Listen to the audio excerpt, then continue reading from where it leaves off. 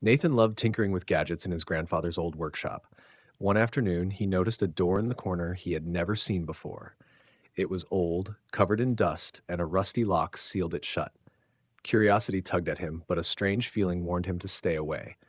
At first, Nathan ignored it. It's probably just storage, he told himself, trying to push the thought out of his mind.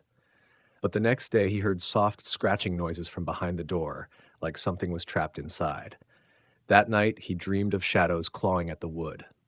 Days passed, and the noises grew louder. Tools fell off shelves, strange drafts swept through the workshop, and Nathan couldn't sleep. He tried pretending it wasn't happening, hoping it would go away. But the problem only grew worse. One evening, his grandfather noticed his restless behavior. "Nathan," he said gently, "ignoring a problem doesn't make it disappear. Fear only grows bigger if you run from it. You have to face it, even if it scares you." Taking a deep breath, Nathan returned to the workshop.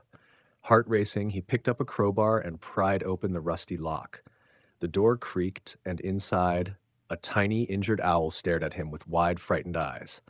Its wing was caught in the old chains. Nathan carefully freed it and watched it fly into the night sky.